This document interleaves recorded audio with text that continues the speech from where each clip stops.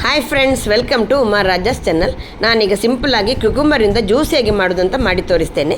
Summer ಸೀಸನ್ಗೆ ಹೇಳಿದಂಥ juice ಇದು, healthy and tasty. ನಾನಿಲ್ಲಿ 2 ಕ್ಯುಕುಂಬರ್ ತಗೊಂಡಿದ್ದೇನೆ. ಮೊದಲಿಗೆ ಅದರ ಪೀಲ್ಸ್ ಎಲ್ಲ ತಗೊಂಡಿದ್ದೇನೆ. ನೀವು ಪೀಲ್ಸ್ ತೆಗೆಯೋದೇನೆ ಹಾಗೇ ಯೂಸ್ ಮಾಡಿಕೊಳ್ಬೋದು. ನಂತರ ಅದನ್ನು ಚಿಕ್ಕ ಚಿಕ್ಕದಾಗಿ ಕಟ್ ಮಾಡಿಕೊಳ್ಬೇಕು.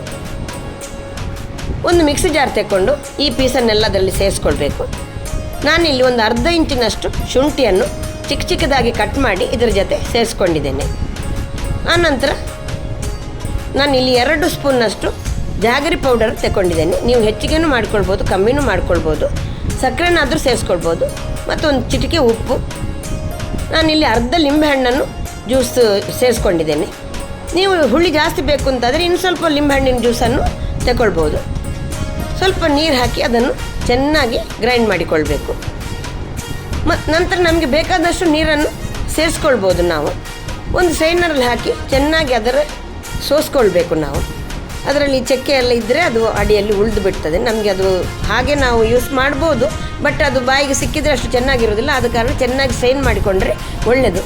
ಈ ಕ್ಯುಕುಂಬರ್ನಲ್ಲಿ ನಮ್ಮ ಬಾಯಾರಿಕೆ ಹಿಂಗಿಸುವಂಥ ಒಂದು ಶಕ್ತಿ ಇದೆ. ಇದು ಬೋನ್ಗೆ ಕೂಡ ತುಂಬ ಒಳ್ಳೆಯದು. ಕ್ಯಾನ್ಸರ್ ಕ್ಯೂರ್ ಮಾಡೋದ್ರಲ್ಲಿ ಕೂಡ ಕ್ಯುಕುಂಬರ್ ತುಂಬ ಹೆಲ್ಪ್ಫುಲ್. ಆದ ಕಾರಣ ಸಮ್ಮರ್ ಸೀಸನಲ್ಲಿ ಈ ಜ್ಯೂಸ್ ಕುಡಿಯೋದು ತುಂಬ ಒಳ್ಳೆಯದು. ನಾವು ಸರ್ವ್ ಮಾಡುವಾಗ ಐಸ್ ಕ್ಯೂಬ್ಸ್ ಸೇರಿಸ್ಕೊಂಡು ಸರ್ವ್ ಮಾಡ್ಬೋದು, ಇಲ್ಲದ್ರೆ ಹಾಗೇನೂ ನಾವು ಕುಡಿಬೋದು.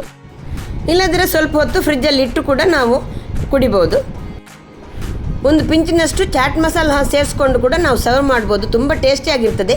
ನಿಮಗೆ ಈ ವಿಡಿಯೋ ಇಷ್ಟ ಆಗಿದ್ದರೆ ಲೈಕ್ ಮಾಡಿ, ಶೇರ್ ಮಾಡಿ, ನನ್ನ ಚಾನಲನ್ನು ಸಬ್ಸ್ಕ್ರೈಬ್ ಮಾಡಿ. Thank you.